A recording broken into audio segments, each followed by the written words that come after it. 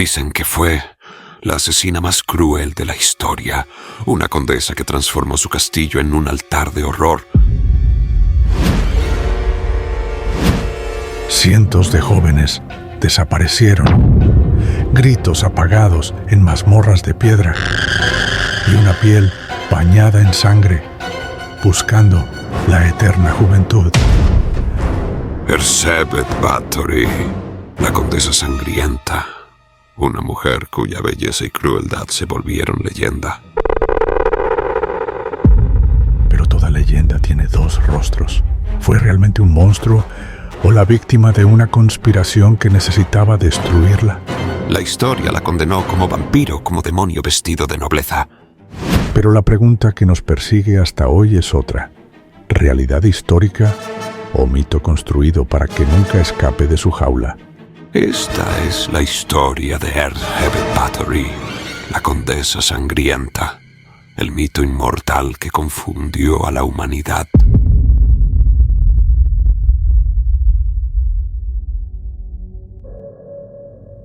En videos anteriores ya hablamos de otro nombre marcado por la oscuridad. Vlad Tepes, el empalador, el hombre cuya crueldad inspiró el mito de Drácula. Allí descubrimos cómo la sangre podía convertirse en símbolo de poder, de terror y de eternidad. Pero hoy vamos aún más allá, porque no hablaremos de un guerrero que levantó bosques de estacas, sino de una mujer, una condesa, cuyo mito se tiñó de rojo para siempre. Desde el principio de los tiempos, la humanidad ha visto en la sangre algo más que un líquido vital. Para unos, era sacrificio. Para otros, poder. En templos antiguos, en campos de batalla, en rituales prohibidos, siempre fue el precio para tocar lo divino. Egipto ofrecía sangre a los dioses para asegurar la cosecha. Los aztecas la derramaban para mantener vivo al sol, y en Europa surgió un mito que nunca murió: la sangre como llave de la juventud eterna. El símbolo se volvió obsesión, porque donde otros veían vida, algunos vieron inmortalidad. Donde otros vieron sacrificio, algunos buscaron belleza eterna. Así nació el vampiro. No un simple monstruo, sino un reflejo del deseo humano de retener la juventud, aunque el precio fuera la vida de otros. Y entre todas esas historias, una mujer convirtió el mito en carne, una condesa noble y poderosa cuyo nombre sería recordado como el ejemplo humano de esa obsesión. Erzsébet Báthory, la mujer que bañó su nombre en sangre.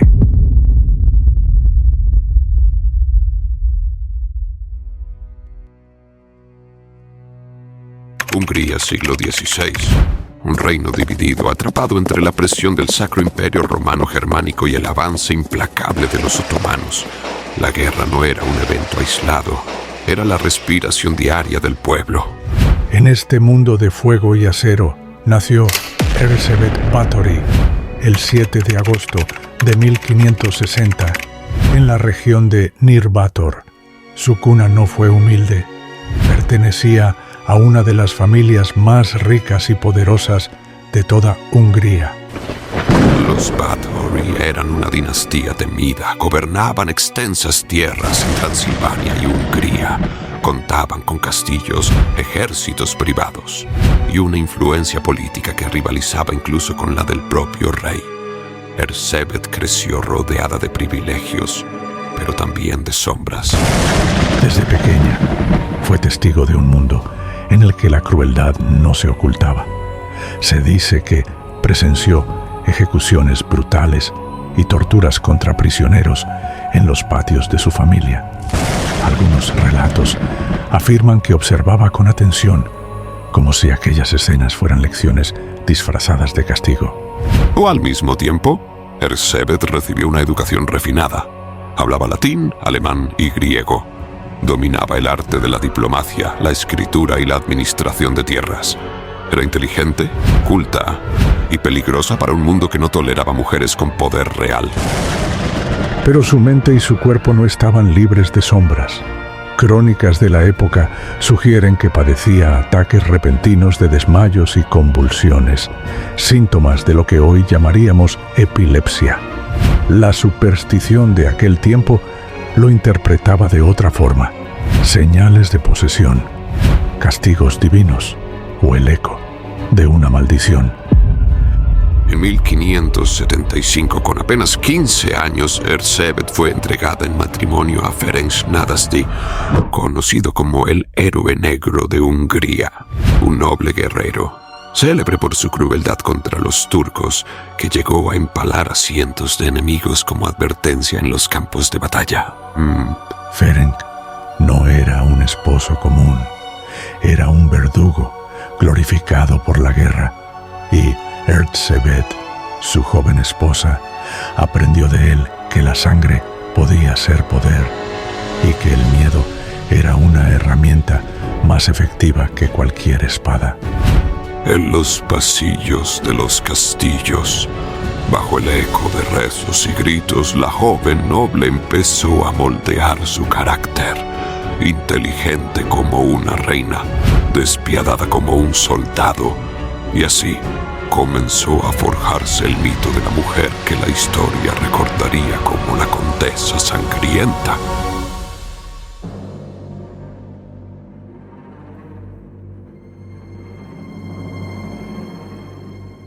En lo alto de una colina, rodeado por bosques espesos y un silencio eterno, se alza el castillo de Chachtice. No fue solo el hogar de Erzsébet Báthory, fue el teatro donde la historia la convirtió en leyenda.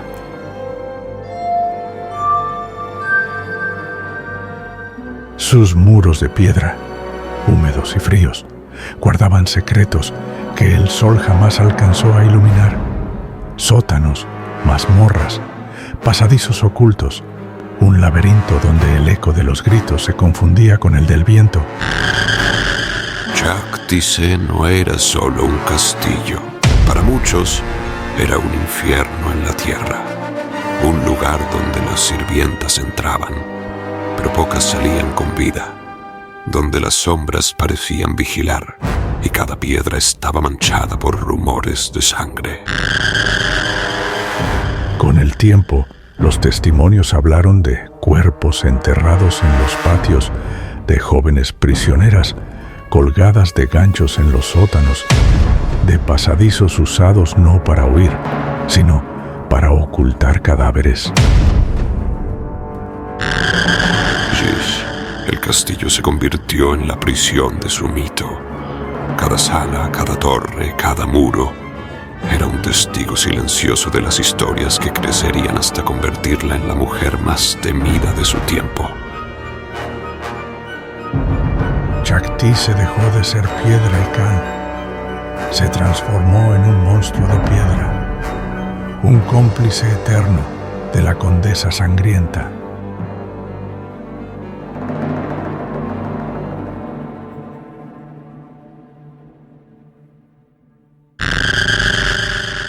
Con el paso de los años, las historias comenzaron a multiplicarse. Jóvenes campesinas que llegaban al castillo buscando trabajo nunca regresaban a sus hogares. Los rumores decían que, tras los muros húmedos de Chachtice, las sirvientas eran sometidas a juegos crueles disfrazados de disciplina, alfileres clavados bajo las uñas, tijeras que cortaban la piel, fuego acercado lentamente hasta la carne, y el hambre usado como herramienta de tormento. El miedo se volvió costumbre en los pasillos. Las jóvenes que servían a la condesa hablaban en susurros de gritos nocturnos, de habitaciones cerradas a las que nadie podía entrar, y de cuerpos que desaparecían en la oscuridad. Pero el rumor más perturbador fue también el más inolvidable. Erzsébet Báthory, obsesionada con la juventud eterna, bañándose en la sangre de vírgenes, convencida de que cada gota le devolvía la belleza perdida. Se decía que cada tortura no era solo castigo, sino ritual, que las doncellas no morían en vano, sino como sacrificio a la vanidad de una mujer dispuesta a desafiar a la naturaleza. ¿Cuántas fueron? Algunos hablaron de decenas, otros de cientos. Hasta se llegó a decir que fueron más de 600 las jóvenes que alimentaron su obsesión. Pero entre las sombras del mito, la pregunta sigue intacta. ¿Qué fue realidad? ¿Y qué fue inventado? ¿Hasta dónde llegaron las manos de Erzsébet Báthory? ¿Y hasta dónde llegó la imaginación de quienes quisieron pintarla como un monstruo? Porque en la penumbra, la verdad y la mentira se confunden hasta volverse indistinguibles.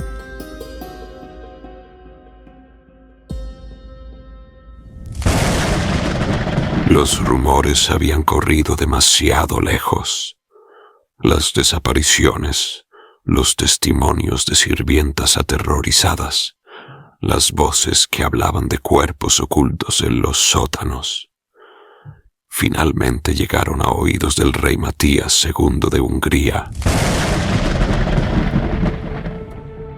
Y lo que al principio eran susurros de campesinos se transformó en denuncias formales. El mito se había convertido en un problema de Estado. En 1610, el Palacio Real ordenó una investigación oficial. Un grupo de soldados armados irrumpió en el castillo de Čaštice. Lo que encontraron confirmaría las peores sospechas. Cuerpos mutilados en las mazmorras, sirvientas desangradas, abandonadas en rincones oscuros, jóvenes marcadas por torturas indescriptibles que aún respiraban entre sollozos y miedo. El escándalo sacudió a toda Hungría. Una condesa, descendiente de una de las familias más poderosas del reino, acusada de asesinar a cientos de vírgenes en nombre de la belleza eterna. Los rumores se convirtieron en acusaciones, las acusaciones en pruebas y las pruebas en la condena social más brutal de su tiempo. La caída de Erzsébet Báthory no fue solo el desplome de una mujer, fue el derrumbe de un mito de nobleza, transformado en monstruo ante los ojos del mundo. El proceso contra Erzsébet Báthory fue tan extraño como su propia leyenda. Decenas de testigos declararon en su contra.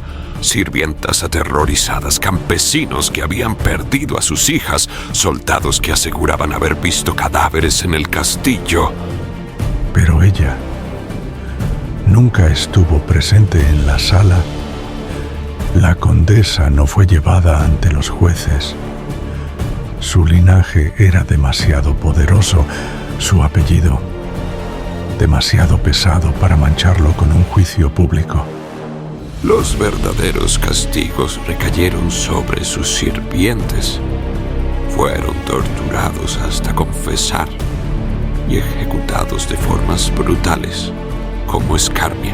Su condena fue otra, más lenta, más simbólica, más cruel.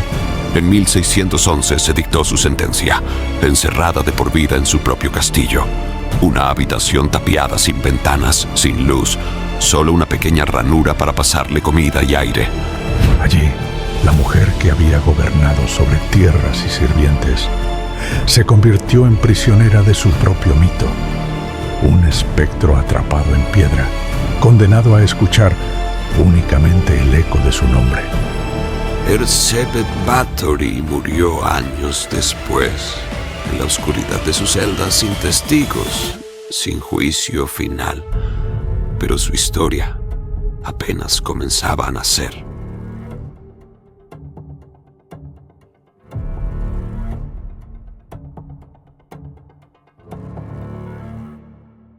Durante siglos, la historia describió a Erzsébet Báthory como la asesina más cruel que haya existido, la condesa sangrienta, la vampira de Hungría, una mujer que sacrificó su humanidad en nombre de la juventud eterna.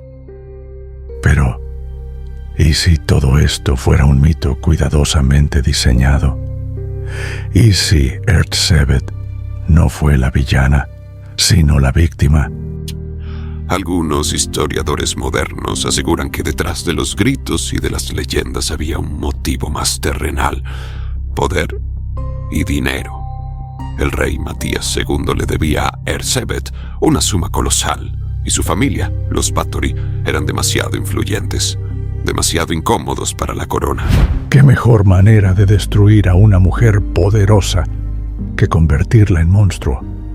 ¿Qué arma más efectiva que el miedo para borrar un apellido de la historia?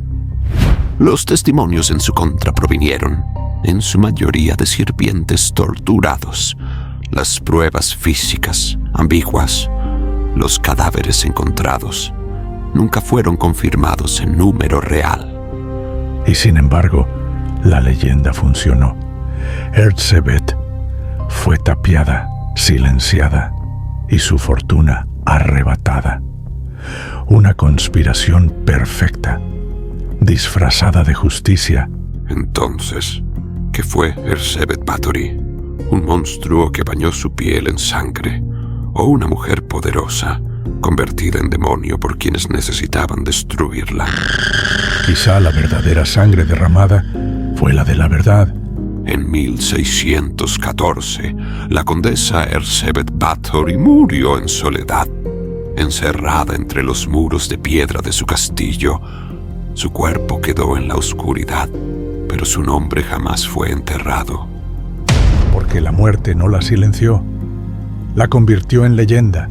La historia la colocó junto a Vlad Tepes, el empalador, y juntos se volvieron la inspiración de un nuevo mito: los vampiros.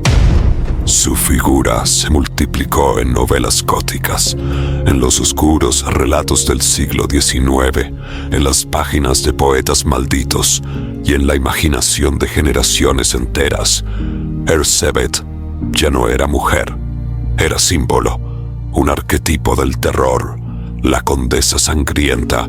Bañada en sangre, rejuvenecida en leyendas, convertida en la madre oscura de todos los horrores femeninos. Y quizás esa fue su verdadera condena. No la celda tapiada, no el hambre ni la soledad, sino la eternidad. El hecho de que su nombre jamás pudiera escapar de la sombra de la monstruosidad.